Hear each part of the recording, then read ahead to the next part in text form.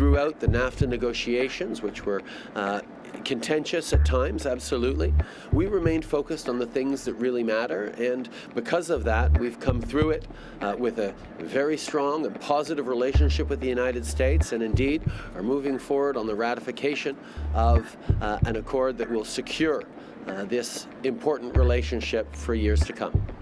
Another trip to Washington for the Prime Minister, this time ratifying the new NAFTA deal, and tensions with China top of mind. So did both leaders get what they wanted out of that? The House of Commons is now adjourned for summer break.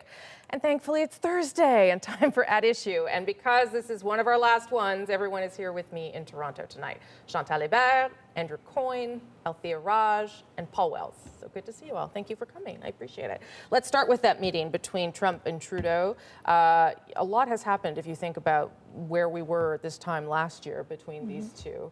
And it does seem like we've reached some sort of maybe détente. I don't want to speak too soon, but Andrew, why don't you start? What did you make of, or where would you say the relationship, I guess, is at this point? The relationship is several months before an election.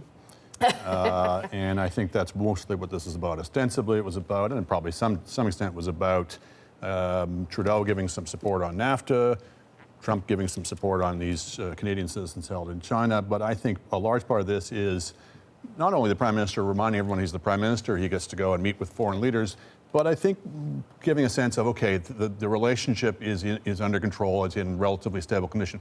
Canadians don't like Trump. They don't want our Prime Ministers to be cozy with any president, particularly this one, but they do want to know that the relationship is being managed professionally, and I think this was designed to convey that message. Just say more stability, that's a good idea, I guess. Yes, and on the handling of the NAFTA file and the Trump relationship, I think that the Prime Minister is not totally bulletproof, but pretty much because of the coalition he built. It's really hard from the left or the right to shoot at him when serious people on the left and the right believe that this new NAFTA deal is a good thing. On the other hand, I think President Trump does want Congress to sign off on his deal, and probably believes that Justin Trudeau is an asset, and talking to the Democrats on that. I also suspect, but that's just me, that maybe Trump likes Trudeau a bit better now that Trudeau is not so high on his popularity chart. Paul? You're right, it's been a heck of a year. They've gone from kind of a bromance to really, about a year ago, the extraordinary fireworks around the Charlevoix summit. And now something more like what presidents usually think of when they think of the Canadian Prime Minister, which is, oh yes, the Canadians. We'll let them in. Yeah. I do think that Justin Trudeau does not rate very high on the president's list of biggest problems, and he was happy for a relatively easy morning at the office. Not as easy as when he stays home to watch TV and tweet, but close. And I don't think a lot of major files got advanced in important ways, but he got an engagement from the president to take the China file to Xi Jinping, and they've had fantastic meetings. They've had really awful meetings. This was somewhere in between. Althea? Well, I agree with basically everything that was said. I think that they both need each other, and that's why we're seeing what we're seeing. But I will note that there was still a moment during their meeting in the Oval Office where the president couldn't help but needle the Prime Minister. Oh, you're having trouble get a meeting with the Chinese president? Oh, right. Are you, Justin? Well, if you need help and you ask me, I'll help you. Yeah. You know, I don't think he really needed to phrase the request in that way, but he just couldn't help himself. Obviously, I think the Liberal government is playing it pretty safe, to Chantal's point, but they are also a very... they don't want to be seen as moving the yardstick too quickly. And while it's very unlikely that this gets done before there is an election, the word has gone out to members of Parliament that if a deal is done in Washington, they will be coming back to the House of Commons to vote for this thing. Okay, I'm not going to play the clip because I want to have more time of you talking and less of clips. Andrew Scheer's big climate plan announcement, it was long awaited, many pages, as you pointed out many times in your column. But did it do what it was supposed to do? Show that the party is taking it seriously and that it's something that is credible, that Canadians can buy into? Chantal, you start. I don't think so. I think it fell well short of that.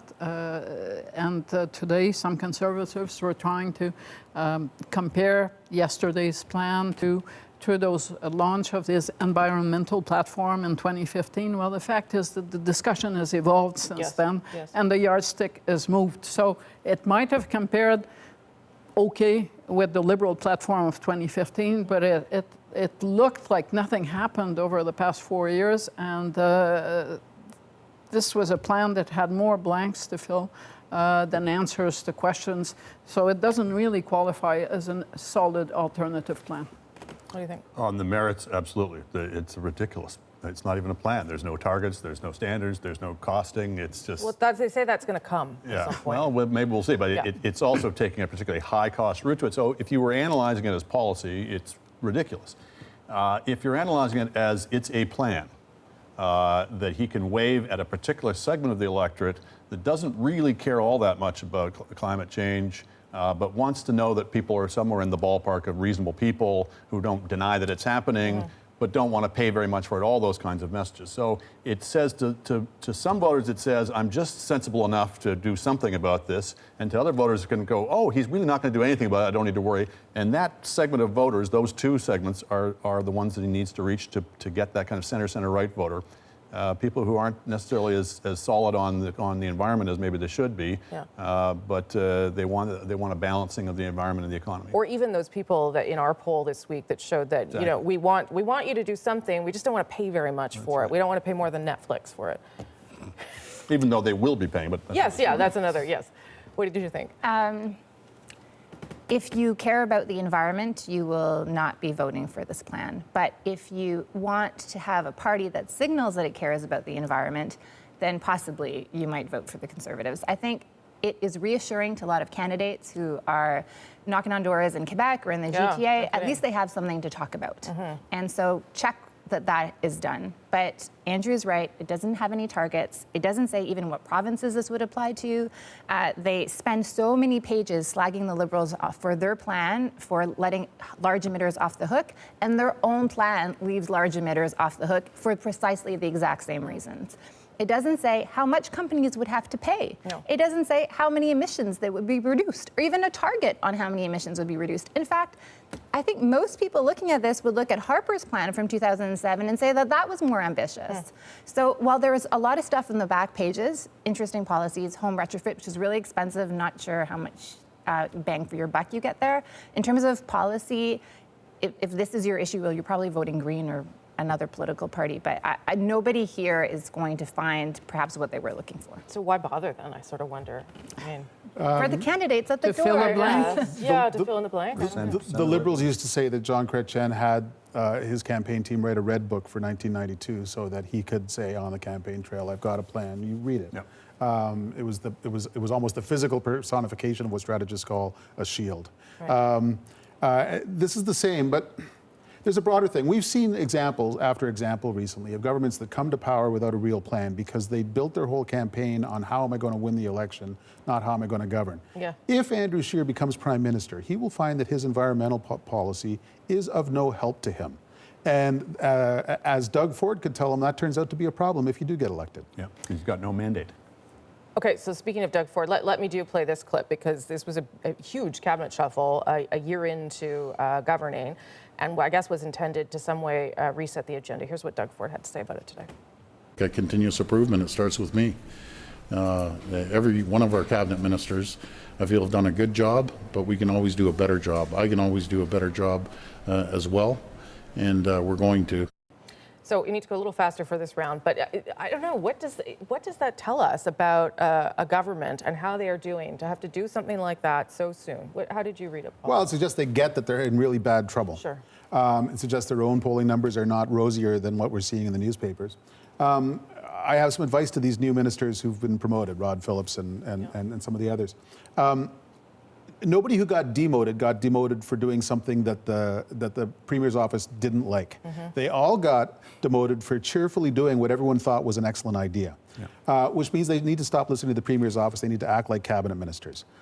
They have as much experience, if not more, than the people who are trying to tell them how to act.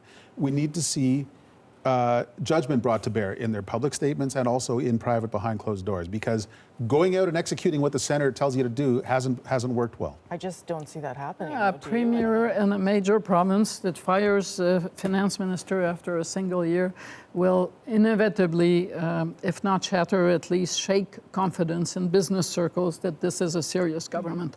When you have a premier that you're not too sure about, you tend to look to the finance minister to see if there's an adult in the room. Well, whatever you may think of the minister who was demoted today, the fact is that I couldn't find any examples of a government in a major province in its first year firing the finance minister. Someone said to me this week, it was a Liberal, but someone said, I don't think they can actually get it back. They've lost their credibility, and I'm not even sure they can get it back. Is this enough to do that? Well, this plus several years between now and the next election, so you never know. But look, the problem isn't Vic Fideli. The problem is the premier. The minister who needs to be shuffled is the one who's actually doing the shuffling. Everybody knew this. But I don't think he's going. Everybody knew this beforehand. We knew that he was a rolling train wreck. He was able to sort of fluke his way into the leadership of the party. He won the election not because of him, but in spite of him. But they're stuck with him. And our system, unfortunately, gives all the power to one person. And this person in particular has very poor judgment, is demonstrated on multiple occasions. And they're a year into their term, and they're in a terrible state, and it's mostly because of his decisions. Although the former Liberal strategist Scott Reid, I saw today, tweeted, this is to try and distract you, but what it might end up doing is stoking disloyalty. And you wonder whether people will be upset that they got, pushed and then start to sharpen knives and do the rest of it. I don't know. Honestly, I think from the start, this government could have used more disloyalty. To him, you mean? People need to say to people, look, you just gave me a stupid idea and I won't do it. Yeah. And on firing finance minister, I can think of one government that we all work close to that could have stood to get rid of its finance minister before now, in Ottawa. He's just going to leave that out there. You get the last word on that. I'm just going to end by saying I think that what they tried to do is basically change the spokespeople. And they have put in some, like Stephen Lecce is not very experienced, brand rookie new MP, but did communications work for Harper and was pretty good at it. But the problem is not the spokesperson, the problem is the policy. And so hopefully they have a few months. The legislatures are not sitting to get briefed on their documents. Maybe they come back with something else in November. The problem, to come back to a point we were making earlier, is he ran on a platform of saying, we won't have to make any cuts. Nobody would lose their job. No one will lose their job. So people, I guess, bought that. They shouldn't have, but they did. And so when you then come in and make a bunch of cuts and fire a bunch of people, no kidding, people are going to be mad. I mean, if the Liberals could organize a putsch that was almost successful against Jean Chrétien, who knew what he was doing and who had won a majority for them for the third time in a row, I don't discount the possibility that this could get even messier and that knives will be out for the Premier. Okay, let's leave it there. Thanks, everybody. Before we go, be sure to subscribe to At Issue, the podcast, for extra content. This week, we're going to talk about some reporting that my colleague Evan Dyer did around these new allegations about things Conservative MP Michael Cooper said. Look for it on iTunes, in your major podcast app, our website, cbcnews.ca/thenational.